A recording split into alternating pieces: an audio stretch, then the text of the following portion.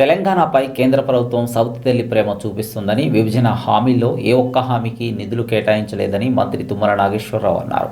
కేంద్రం ప్రవేశపెట్టిన బడ్జెట్లో రాష్ట్రానికి మొండి చేయి చూపించడాన్ని నిరసిస్తూ కాంగ్రెస్ పార్టీ ఆధ్వర్యంలో మోడీ దిష్టిబొమ్మను దహనం చేశారు. ఈ క్రమంలో పార్టీ కార్యాలయం నుంచి జెడ్పీ సెంటర్ వరకు శవయాత్ర నిర్వహించారు. మేము కట్టిన పన్నులతో బీజేపీ పాలిత రాష్ట్రాలకు నిధులు కేటాయించడం ఏంటని తుమ్మల ప్రశ్నించారు. రాజకీయాల్లో శత్రుత్వ పాలన అవలంబిస్తున్నారని, విభజన హామీలైన Bayyaram steel plant, railway coach, విమానాశ్రయాలకు, నీటి ప్రాజెక్టులకు ₹1 కూడా కేటాయించకపోవడాన్ని తీవ్రంగా ఖండించారు. ఇది రాజకీయాల్లో మంచి పద్ధతి కాదని, మేము కట్టే పన్నులు ఎంత, మీరిచ్చే నిధులు ఎంత అని ప్రశ్నించారు. మీరు చేసే తప్పులను చూస్తూ ఊరుకోమని, మీ పద్ధతి ప్రజాస్వామ్యానికి పెను ప్రమాదమని హెచ్చరించారు. ఇప్పటికైనా మోడీ తెలంగాణకు హక్కుగా రావాల్సిన నిధులను కేటాయించాలని డిమాండ్ చేశారు.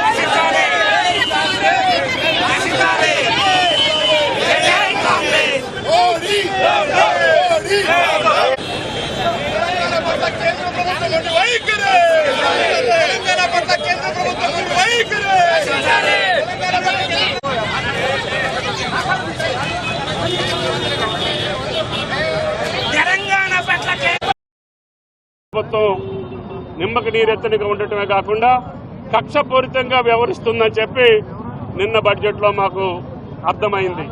కాబట్టి దయచేసి పక్క రాష్ట్రాలకి చేయొద్దని మేము అంటలేదు, కానీ దాటితోటి పాటు తెలంగాణ రాష్ట్రాన్ని కూడా చూడాలని చెప్పి ఆ బాధ్యత ప్రధానమంత్రిగా మోడీ గారి మీద, కేంద్ర ప్రభుత్వం మీద ఉన్నదని చెప్పి మేము డిమాండ్ చేస్తున్నాం.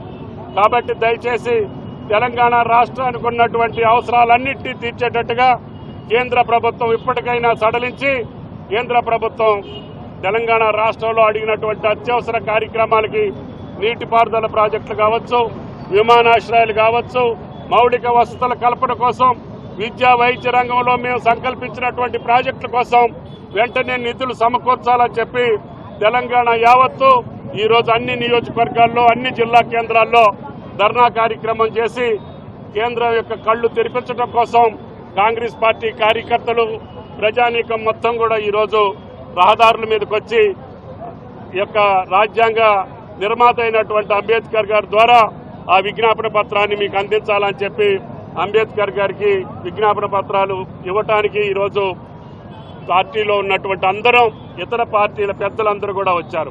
కాబట్టి దయచేసి మీరు చేసే తప్పును ఇప్పటికైనా గుర్తించి ఇటువంటి విధ్వంసకరమైనటువంటి, వినాశనకరమైనటువంటి, శత్రుత్వంతో కూడుకున్నటువంటి రాజకీయపరమైనటువంటి నిర్ణయాలు మోడీ ప్రభుత్వం, కేంద్ర ప్రభుత్వం తిలోదకాలు ఇవ్వాలి.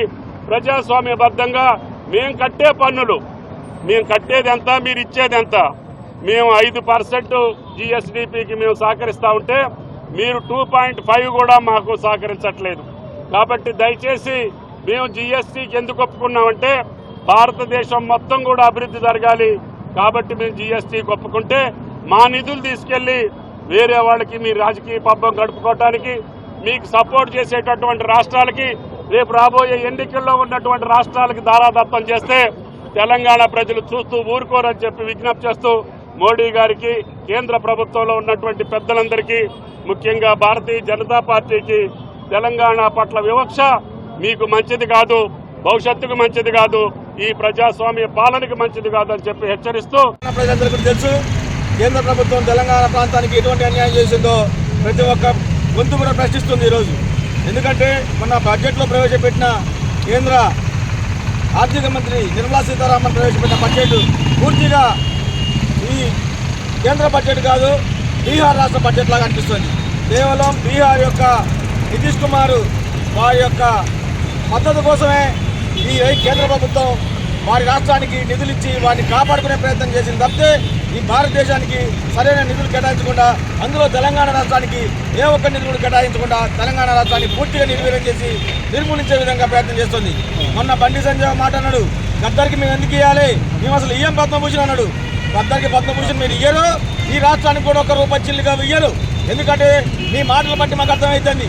ఈ తెలంగాణ రాష్ట్ర ప్రజలు 8 మందిని మిమ్మల్ని ఎంపీలుగా గెలిపిస్తే మీరు ఈ రాష్ట్రానికి ₹1 చిల్లిగా ఒకటి తీసుకురాకుండా పైపెచ్చు ఈ రాష్ట్రాన్ని అనదొక్కాలనే ప్రయత్నం ఈ రాష్ట్ర బీజేపీ ఎంపీలు చేస్తున్నారు. ఖబర్దార్ బీజేపీ ఎంపీ బిడ్డలారా, ఈ రాష్ట్ర ప్రజలు మిమ్మల్ని తరిమి కొట్టే రోజులు ముందున్నాయి. ఇదే విధంగా మీ విధానం కొనసాగితే మాత్రం తప్పకుండా బీజేపీని పూర్తిగా ఈ తెలంగాణ రాష్ట్రం నిర్మూలించే విధంగా మా ప్రజలు అడ్డుకుంటారు. ఇకనైనా కళ్ళు తెరిచి ఈ రాష్ట్రం కట్టే పన్నుల్లోనైనా సరే మీరు మా వాటా మాకు ఇచ్చే విధంగా రాష్ట్రంలో రాష్ట్ర బడ్జెట్ ప్రవేశపెట్టే విధంగా ప్రయత్నం చేయాలి. దీన్ని మీరు 8 మంది ఎంపీలు కూడా మీ ప్రధాని అడుగుతారో, మీ అమిత్ షాని అడుగుతారో, ఎవరిని అడుగుతారో కానీ మీరు మాత్రం తెలంగాణ రాష్ట్రానికి అత్యధికంగా నిధులు తెచ్చే విధంగా ప్రయత్నం చేయాలి. లేకపోతే ఈ తెలంగాణ ప్రజలు మిమ్మల్ని తరిమి కొడతారని చెప్పేసి ఈ సందర్భంగా